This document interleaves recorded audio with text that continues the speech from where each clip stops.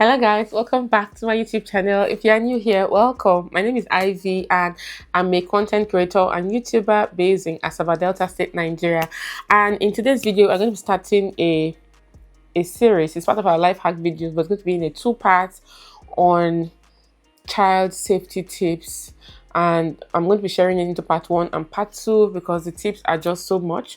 Now, if you have a toddler, please don't skip this video. It's very, very important. The information you gather in this video can save the life of your child. Okay, this is the content you would like to see, then please keep on watching and don't forget to subscribe. It takes only 1 second.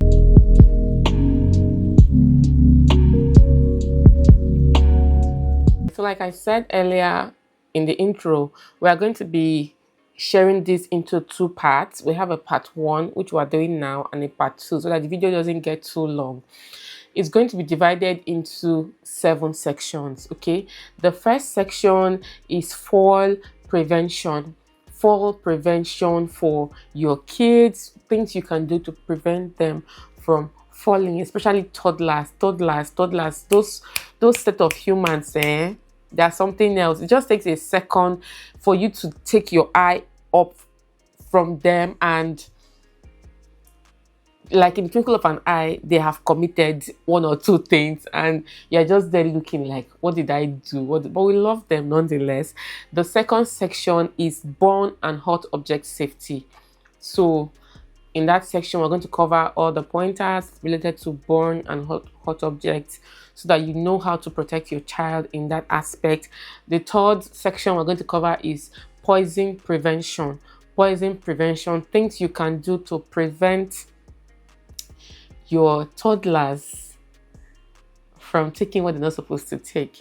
I know the story of a toddler who accidentally drank a diffuser that the parents left on the TV console, like a full bottle of, I think it was lavender diffuser. That, you know, those are diffusers that used to have those sticks in it, like this one right here. The toddler, like, was like a year 5 months, drank it and landed in the hospital. Like, you hear these things and you think, oh, it can never happen to me. You cannot watch your kids 24/7 around the clock, but you can put measures in place to ensure that they are safe. And the fourth aspect we are going to be looking at today is the fourth section rather is choking and strangulation hazards. Choking and strangulation hazards. And in these different 4 sections, I'm going to be breaking down the various tips there so that you can learn how to prevent this hazards, how to prevent calamity, because you can never be too careful and you can never know. Okay, so if these are things that you don't already have in place, you can put them in place. And in the part 2, we're going to be covering the remaining 3 sections. Okay, the first part in section 1 has to do with fall prevention, preventing your toddlers from falling. How do you do this? How do you prevent them from falling? The very first thing to do is to use locally made safety gates. If you are living in an upstairs, use locally made safety gates that you put, that they cannot be able, like a grown-up child can be able to remove. Most times it comes to, I will try to leave pictures. Most times they come with bolts. You can just bolt so that the toddler cannot easily unbolt it, but the bigger child can do that. Just those little locally made safety gates are really, really good. For your stairs, always ensure that you use strong barriers. Like, be very careful. Most of Nigerian homes, we have like railings, stair railings. Always check to notice if they are shaking, the railings are shaking, because most times when toddlers are walking, they are holding onto the railings. Check if there are any parts that are loose. If it's shaking, you can just get a bricklayer to just get cement and sand and chuck it in. If there are areas that the railings are beginning to pull out, you can get a welder to just come and weld it in place. And then the most important part for those who are living upstairs, because in most Nigerian homes, especially rented apartments, people live upstairs, and we have those short half railings at the verandas that look just like this. In that situation, please what I would always advise is, because the height of the railing is already high enough, at least for a toddler, just get these big wire gauze nets and just put around that railing. Because you see, toddlers, they will always find a way, because, and the thing with most of these railings outside, they often have gaps. Like there are some that come with all these flowery designs that, you know, there's little space in between. But just to be on the safe side, get those wire gauze, not the net, or the iron one, those really iron ones, and then just have them place it in front of that balcony or veranda railing. That's very, very, very important to prevent fall.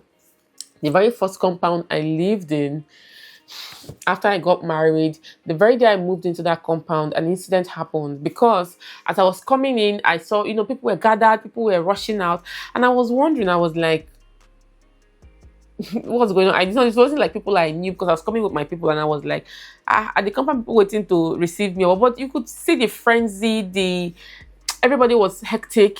And then we were told that a kid, the mom was on the veranda. She was frying fish in the kitchen. She was on the veranda just receiving fresh air, waiting for the fish to fry so she could go turn it. And then, she was just playing with the son and everything. They were sitting on the chair just playing. And then she just, remembered that she had fish frying on the fire, and she quickly rushed to the kitchen to just turn the fish and come back. Before she came back, the child had landed, and the ground had these interlocking bricks. The child had landed. It was a one-story building. Thankfully, the child had landed on the ground. And by the time she came in, she just saw the child. She said she heard a scream, but she didn't for the life of her think it was her child. And then she had to rush down, and everybody gathered. They rushed the child to the hospital. I didn't live in that compound for long. After we left, about a year after we moved in. So the child was okay, but they were still having several series of hospital consultation and hospital visits. So just to be on the safe side, please avoid as much problems as you can, okay? Just to prevent calamities and to prevent harm from happening, God forbid, bad thing to us and our children. Then another thing you have to do is to keep chairs and stools away from windows. Keep chairs and stools away from windows so that toddlers cannot climb. Like even in the living room, keep your chairs away from the wall, because it's easy for them to just climb and start doing Spider-Man style and swinging from the window protectors. And before you know, you're hearing them, "Mommy, come and help me, come and help me," because they are swinging and they can't come down. Maybe they're trying to use their leg to feel the sofa or the chair they used to climb, and they can't feel it. They're already swinging. Sometimes also in verandas, don't leave chairs that they can, especially like this, like I explained earlier, Nigerian verandas where you have these half railings. If there are chairs there, a child can still, even with the precaution you've put, a child can still climb on the chair and still catapult out down on the ground. So don't leave chairs or stools or anything like that in verandas where toddlers can climb. Don't also leave it close to windows where toddlers can climb and swing out from. God save us. Or start this Spider-Man on the window protectors. Then the third thing is the floor tiles. Most times some tiles they loosen and then they start coming up. Like floor tiles are always smooth across, but sometimes you will see, sometimes when you even step on some tiles, you will hear the hollow sound. You will hear the hollow sound underneath the tiles, like maybe the packing has gotten, the ground has shifted over time or something, or the tile is pulling out. Then sometimes there are also like rough edges, like rough, as the tile is depressing, or a tile can be cracked or something. Just ensure that you are very careful. You always look like as a parent, your eyes always looking. As you're noticing anything, you are fixing it. If you notice any such thing, you can very quickly easily get sand first and just fill up that place, so that, because tiles are always very sharp, they can cut and then bleed, and so many things. So just ensure that you smooth rough floors and fix loose tiles. You fix loose tiles, you smooth rough floors so that you can avoid trips. And finally, in this section, I would like to add that we should also be very, very cautious around the home. Whenever we see water spills, oil spills, we should just clean up immediately, because most of our Nigerian homes, we have floor tiles that are really, really slippery. Like a little bit of water and the next thing you are landing on the ground. Even our bathroom tiles are not even like most homes, and they're not built that way. So the floors are so slippery. I know I've fallen once in my bathroom and God saved me that day.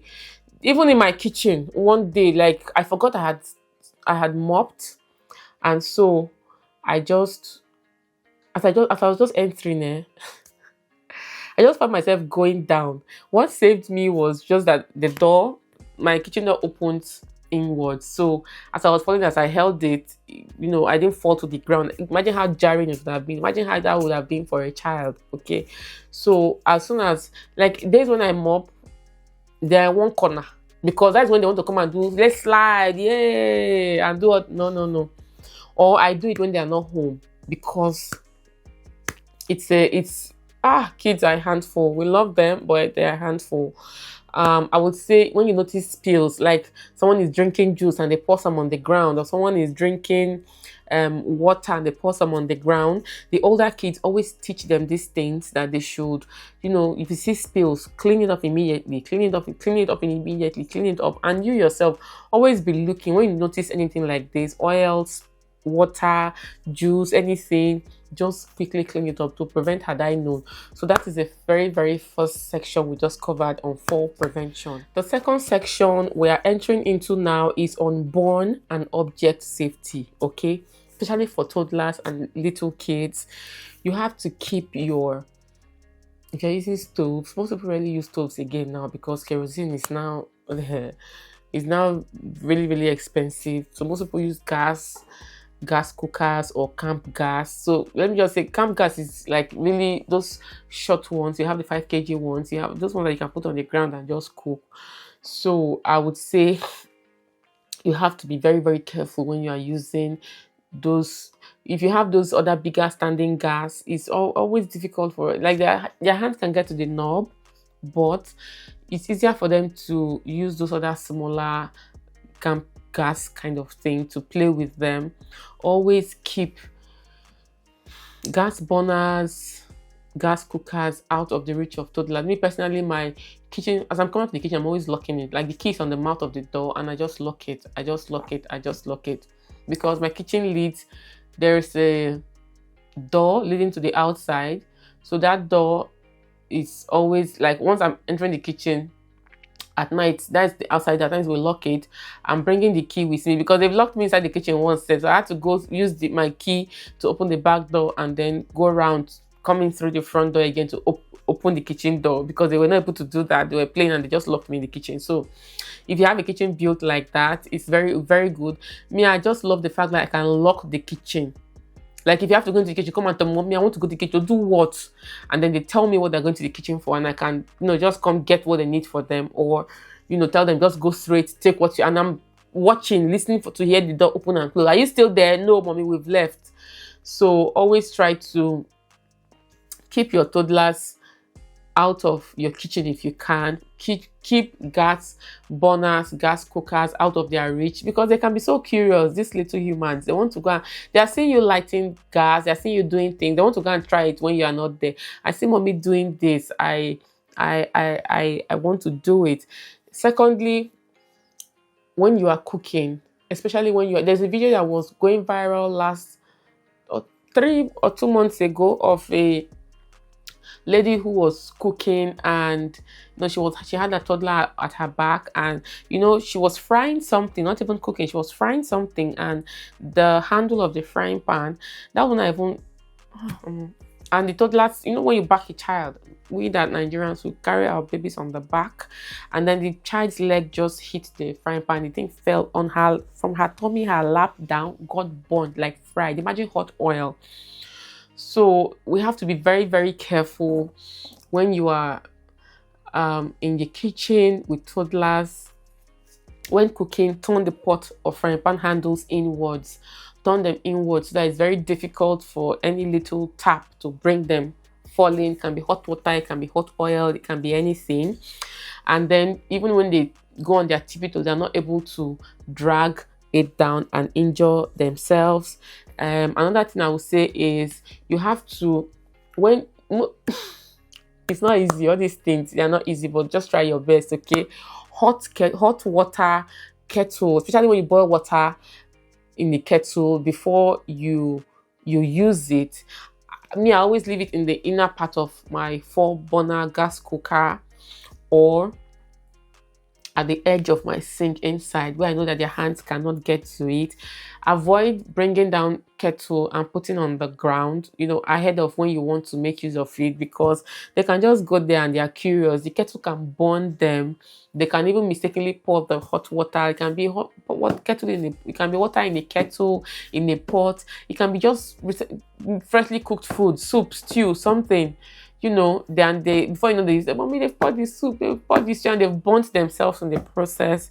So just place hot water, hot food on high surfaces or away from reach of the children, and allow to cool before you can now be a little bit more carefree. Okay, when also giving them food, please allow the food to cool down before they eat. And the final thing in this section we are going to be talking about, that is the section on burn and hot object safety, is to be very careful with matches, lighters, and candles. Matches, they are seeing you, they want to try it. Lighter, no matter how careful you are, they want to try it. Like, they've seen you use lighter to turn on candles. They've seen, this one is not even only for the toddlers, even for the older children, maybe 5, 6, 7 years. They want to do something. They want to play. You can't bring the lighter from the kitchen, and they carry their little chairs. They will go to the kitchen, they will climb, they will bring it down, they will start pressing it. See, fire, fire, fire. And before you know, maybe it has entered the curtain. Because you might not even know. You might just be maybe having your siesta, or maybe washing, or doing something, or just answering a phone call, and the next thing you are seeing, your curtains are in flames. I always ensure that my matches, lighter, I have a kitchen unit up, kitchen cabinet, that the matches, the lighter, candles, everything are placed there. So no matter the acrobatics that they want to play, their hand can never get there. Okay, after use, just keep it away from their reach. Now, that is the final point. In the second section, we're going to be going into the third section, which is poison prevention. Poisoning prevention is very, very, very crucial, very, very important, because these toddlers, little children, they can just bring your leg outside, and people are asking, where were the parents, where was the mom, where was the dad? But more often now, it's the mom that's going to carry the problem. Where were you when this child was falling? As if mothers have 10 heads and their life must revolve around the kids 24/7. It's not easy. I heard of a story of a toddler who drank diffuser. Those diffusers that have those sticks in it, lavender scent, I think. Like, the parents placed it on the TV console, just for the living room to smell fresh. The toddler played there. The scent was really nice, really lovely, and the toddler drank it and landed in the hospital. In fact, he was even lucky. He was even lucky that the parents were able to discover on time, and they rushed him to the hospital, and he stayed in the hospital for a couple of days. So you can imagine, like, little things like that. Poisoning prevention is very, very important for us to be very, very careful what we keep around our kids. That thing you think they should know better. They are children, they don't know better. They don't know better. You should know. Why will you go and take it? Why did you keep it there? Why did you keep it there in the first instance? They should not know better, because they are kids. You should know better. Just imagine like a child playing with razor blade And they're like, oh, why don't you know razor blade is a dangerous object? Why do you keep the razor blade close to where the child can play with it? That's just like an analogy. My phones are just so busy today. Please, ignore. I just have a lot of things going on today. So you have to be very, very careful. Please, let's be very, very careful. In line with this, if you have any dangerous liquids, kerosene, bleach, detergent, pesticides, please keep them in tightly sealed containers. And when you keep them in these tightly sealed containers, have a part of your shelf up. Remember what I said, up, where you keep them. Please don't keep them under sinks or at the side of the door on the floor. Because these children, they are smart. These generation of children are very, very smart. Please avoid. They will just want to know what is there. What is in that bottle? What is there? Keep them. Just have a section of your cupboard that you just know that it's only those things you are keeping. Any dangerous thing you are keeping there, you know, that you cannot put in any other edible or anything there. It's just those dangerous things that are there.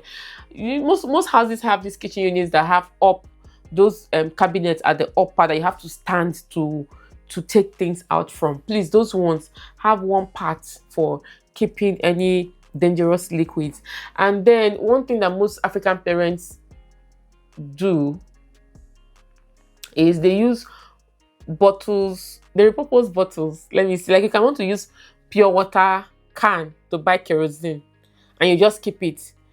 And the child is looking at it like thinking that, like, children don't really have so much sense. Kerosene and water they're both colorless, but the child, even the smell, they're not looking at it. They're thinking, oh, it's in the water can, so it's most likely water. Some people can use Fanta bottle to go and buy one chemical like that, and the child is seeing that it's fine, it's not looking orange, it's Fanta, but they're looking at it's Fanta now, it's Fanta bottle.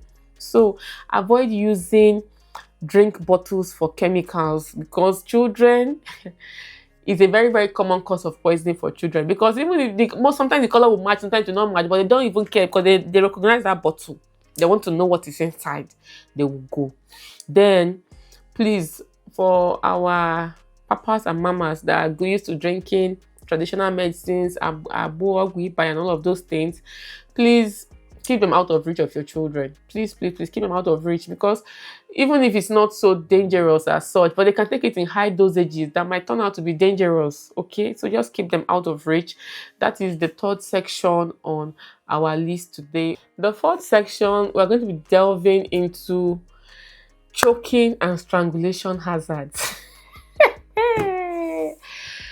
Something prompted me to make this video because, fine, I know that most times, as parents, you're preparing yourself, you're reading up, but some of these safety tips that they give in the overs for abroad people, it does not work for us here in Nigeria. It does not work for us in developing countries. Okay, so this tip is more tailored towards those of us that are in the developing countries. Okay, those of us that are in the third world countries. Okay, see, choking and strangulation hazards. This is the most dangerous. I think this is about the most dangerous part, because you see those little kids, the toddlers, the little 3, 4, 5 years children. Oh gosh, they always want to experiment. They want to put things in their mouth. They want to taste things. They want to do things. They want to experiment. Bead. Keep safe. Coins. Keep safe. Pen cap. Cover of pen. Please keep away from children. Keep away. Oh. Crayon. Anywhere you see, pick it. A child has inserted crayon in his ear, and like he had to land in emergency room in the hospital for them to be able to retrieve that crayon out of the ear. That might not be a choking or strangulation hazard, but it's still a hazard, because it's a very, very dangerous one. Small toys or parts of toys that the children have broken that they can put in their mouth, especially any object that is rounded, all those small balls that they can easily put in their mouth and before you know, mistakenly just swallow. If they ever have anything in their mouth, remove it. And they let them not even be putting. Me, I caution my children. Like, no, don't put that in your mouth. No, no, no. Cap, cover of drinks, plastic drinks, cover of Coke, cover of Fanta, cover of Sprite, cover of all those juice, all those things. You know, most times kids, when you open, they will just take it, put it, the next thing that enter their mouth. No, bring it out. Bring it out. It's not meant for the mouth. It's meant for the bottle that it's it cocked. It was used to cock in the first place. So please, very, very careful. Another thing is to always avoid giving your toddlers, like you're eating granola. Mommy, give me. Mommy, me, I want. You give them. If you must give them like granules, break it into two. Like break it, because it's easy for them to choke on whole granules, on popcorn, on sweets, especially all those sweets that are around there. You know, as you are taking the sweet, it starts becoming smoother. Before you know, they've mistakenly swallowed it. Always crush or break, because these are easily things that they can choke on. Whole granules, popcorn, and sweets, even stick sweet. Sometimes they're taking stick sweet and the stick comes out and they have that circular board. Remove it, just break it, crush it for them. It can be grape, normal grape. You cut it. Just be very, very careful. I know it's not easy, but you have to be very, very careful. And then the last part of this section is to always keep plastic bags away, because it can cause suffocation. You see those plastic bags there, they want to play with it. They want to use it to make clothes, put their hand inside. Or sometimes they'll just use it to cover their face and be running around. Hey, see me. And then they are stuck somewhere and they're struggling. They can't breathe. It can cause suffocation. Then you see most of these kind of cotton accessories. You see them, they'll wear it on their neck. They'll wear it. Mommy, see my chain.